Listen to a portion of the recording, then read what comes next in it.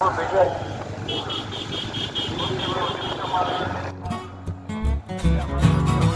বন্ধুরা, সবাই কেমন আছো? আশা করি সবাই ভালো আছো।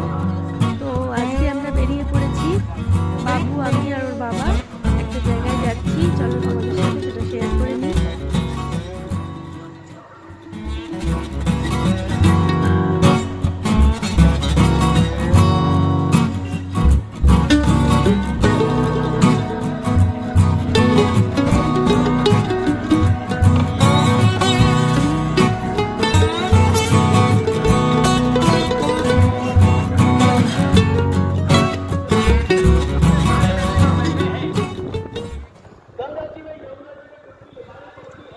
রাস্তার ধারে ধারে দেখো অনেক রকম ব্যানার, তারপরে এরকম লাইট দেওয়া হয়েছে। সেগুলো সন্ধ্যেবেলায় ভালো দেখা যায় রাত্রের দিকে, কিন্তু আমরা সকালবেলা বেরিয়েছি।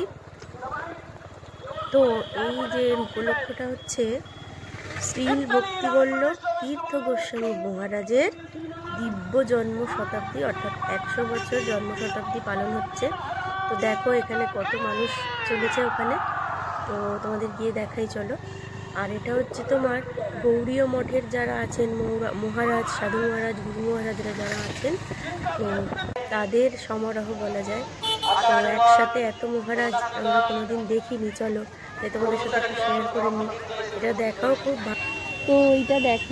ভাগ্যের ব্যাপার। আর দেখো কত মানুষ এখানে সমাগম হয়েছে, প্রত্যেকেই যাচ্ছে ওখানে। ধর্মীয় বিষয়ক আলাপ আলোচনা হচ্ছে।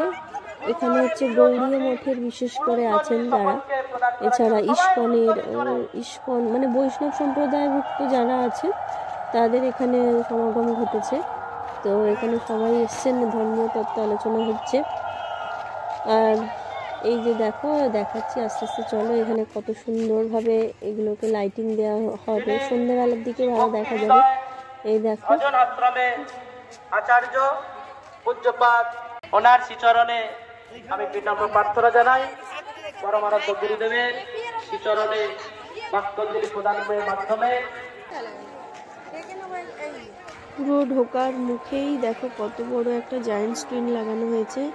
এখানে যারা এসেছেন, যারা দত্তকথা শুনছেন, তো সামনে আছে, ওখান থেকে একদম লাইভ রেকর্ডিং করে এখানে দেখানো হচ্ছে। তো ভিতরেও আরও আছে 2-3টে জায়ান্ট স্ক্রিন দেখলাম। তো চলো আস্তে আস্তে দেখাই তোমাদের।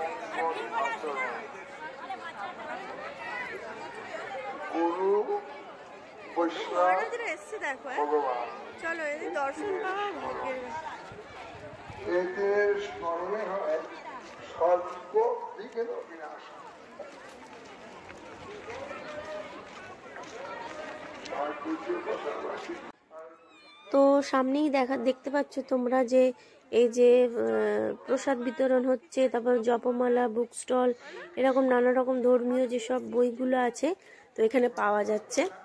এবং জিজ্ঞাসাবাদেরও একটা সেক্টর দিয়েছে এখানে দেখতে পাচ্ছি। পরিবহন সংক্রান্ত যেসব আছে, তারপরে ফার্স্ট এড, কিছু হয়তো কেটে ছিঁড়ে গেলে তখন এখানেই সেটা ঠিক করার ব্যবস্থা আছে।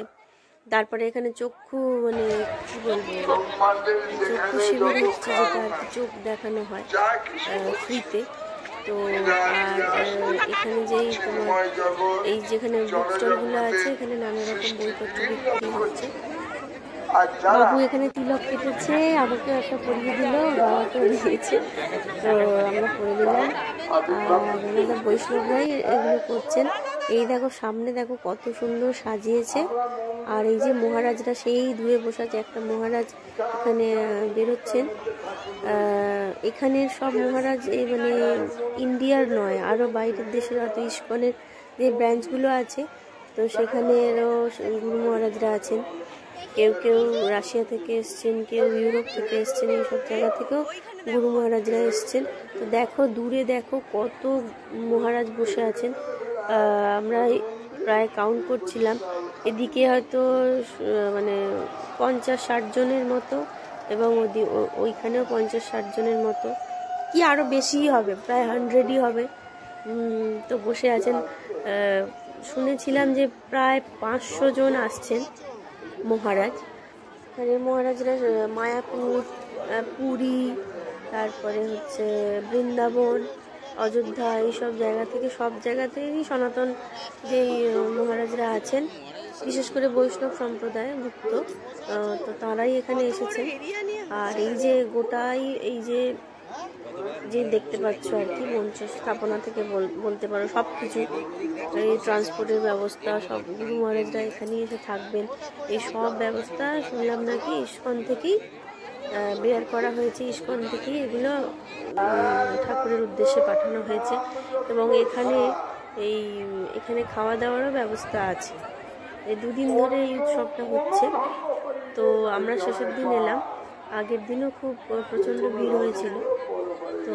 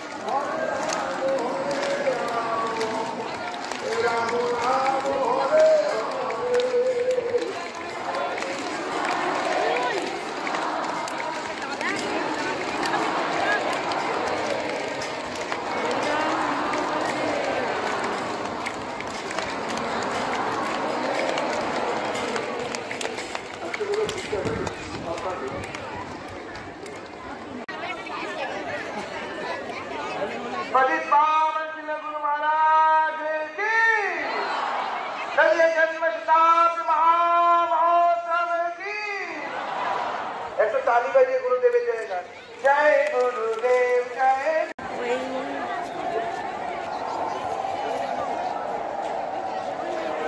কি পরিক্রমা করছেন নাকি গো?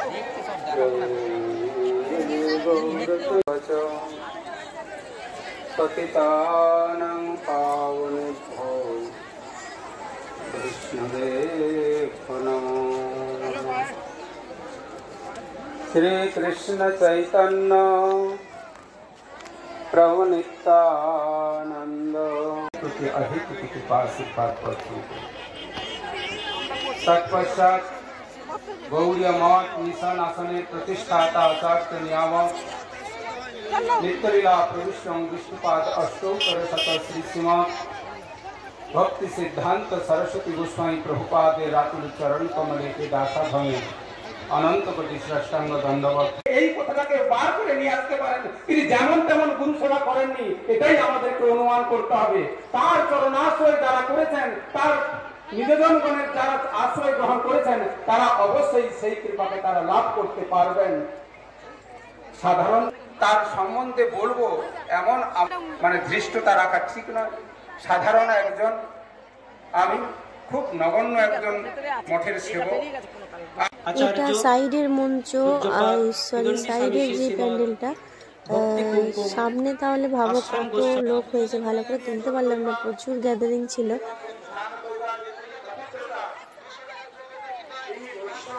তো এখানে মহাপ্রসাদ পাওয়ার জন্য এই লোকজন সব যাচ্ছে। এটা হচ্ছে মেয়েদের লাইন, আর এখানে ভলেন্টিয়ারও দেওয়া আছে, মহিলাদের জন্য মহিলা ভলেন্টিয়ার এখানে দেওয়া আছে। আর ওই দিক দিয়েও যাচ্ছে ছেলেরা। তো খুব প্রচণ্ড ভিড়। তো প্রায় আমাদের এখন বেজে গেছে প্রায় 1:30 2টো। তো সেই জন্য একটু দেখে আমরা বাড়ি চলে আসছি। আমাদের অত ভিড়, আর ভিড় টিড়ে ঢুকছি না। তো বাড়ি আসার জন্য বাবু খুব করছিল, তো ওই জন্য মহাপ্রসাদটা আর পাওয়া হলো না। তো যাই হোক, ভগবানকে দর্শন করেছি, সেই অনেক। আর এত গুরু মহারাজের দর্শন পাওয়া অনেকটা ভালো লাগলো। তো এই যে একটুখানি ছবি টবি তোলা হচ্ছিল, বাবা তুলছিল।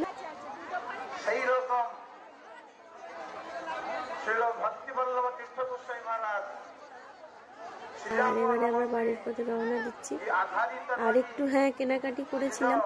এখানে ছোট ছোট দোকানও বসেছিল, তো সেই দোকান থেকে আমরা ওই ছোটোখাটো আর কি, যেসব জপমালা, তারপরে তোমার চন্দন কাঠ, ময়ূরপুচ্ছর যেই পাখাগুলো, চামড়, তারপরে শাঁখ, নানা রকম ছোট ছোট কানের অনেক কিছু ছিল। গোপাল ঠাকুরের জামা ছিল, যেসব উলের বেরিয়েছে, প্লাস তোমার যেসব আর কি হয় ভালো আলপনা দেওয়া কাপড়ের উপর।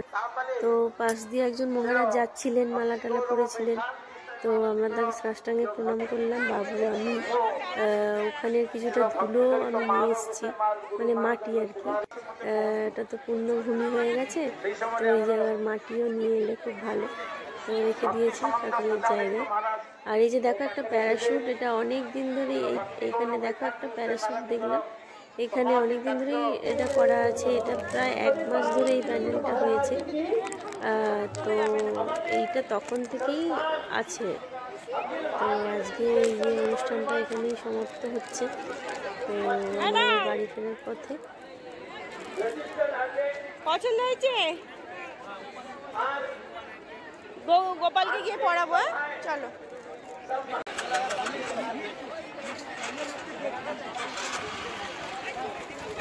দেখো এখানে চন্দন কাঠ পাবে কিনা, যা ভিড়। হ্যাঁ বাপু চন্দন কাঠ নেবে।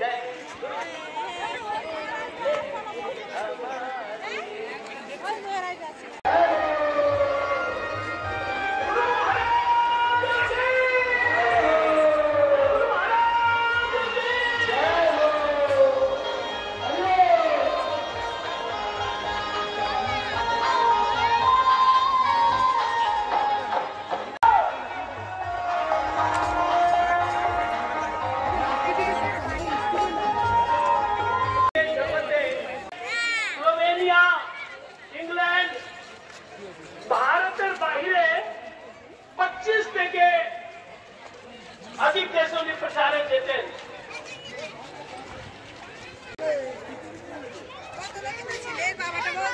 मैं उनके मुखार गिल्ली की वाणी, उनका जो प्रवचन,